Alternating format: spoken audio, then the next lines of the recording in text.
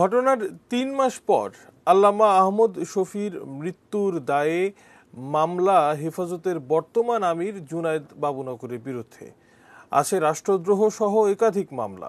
দুই টুকরা হেফাজত ২০১৩ সাল থেকে বারবারই আলোচনায় জুনায়েদ বাবুনগরী। কিন্তু আদৌ কি চাপে বিতর্কিত এই বাবুনগরী?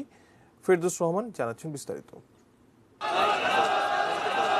২০১৩ সালের ৫ মে অবরোধ কর্মসূচির নামে শাপলা চত্বরে হেফাজতের অবস্থান।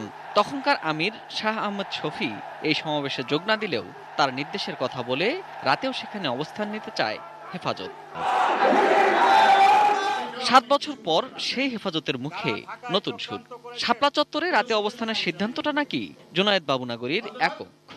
এত কষ্ট করে পুরো দেশ থেকে মানুষ আসবে, সেগুলো যদি একটা রাত যদি অবস্থান করা যায় তাহলে সেই সময়ের ভিতরে সেনাবাহিনী আগায় আসবে এবং আমাদের এই হবে। তবে সরকারের সঙ্গে হেফাজতের সমঝোতায় থমকে আছে ৫ মে কাণ্ডের মামলার গতি।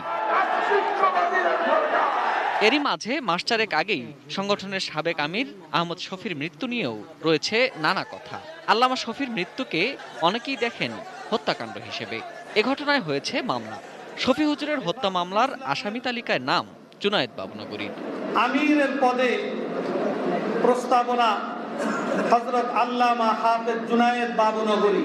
এরই মাঝে নতুন করে হেফাজত ভাস্কর্যের নামে বঙ্গবন্ধুর বিরোধিতায় নেতৃত্বের প্রথম নাম জুনায়েদ বাবুনগরী। যেহেতু বঙ্গবন্ধুর ভাস্কর্যের গায়ে হাত পড়েছে, সবার টনক নড়েছে, সবাই একটু দুদকের মতো। তা দুদক এত বছর ধরে চুপ করেছিল কেন? এরা হেলিকপ্টারে করে এক একটা ওয়াজ করতে যায়, তাদেরকে হেলিকপ্টার হুজুর বলা হয়।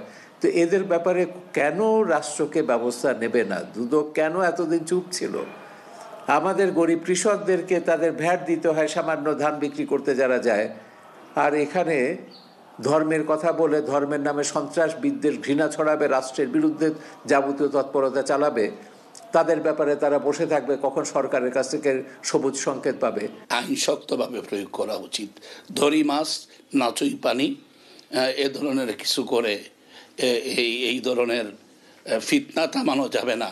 কেন জামাত অত্যন্ত সুপরিকল্পিতভাবে তারা যে মাঠে নামছে তার প্রমাণ শিবিরের সাম্প্রতিক এই ২-৩ দিন আগের মিছিল, এইটা আপনারা বুঝতে পারছেন।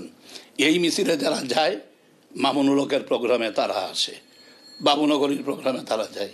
ধর্মকে কাজে লাগিয়ে ক্ষমতার জটিল সমীকরণে নিজের নাম আগেও জড়িয়েছেন বাবুনগরী। আদালত, রিমান্ড, জেল এ ৩ শব্দের সঙ্গেও পরিচিত। বিশ্লেষকরা বলছেন সুযোগ পেলেই নতুন কৌশলে ঠিকই আগাবেন বাবুনগরী।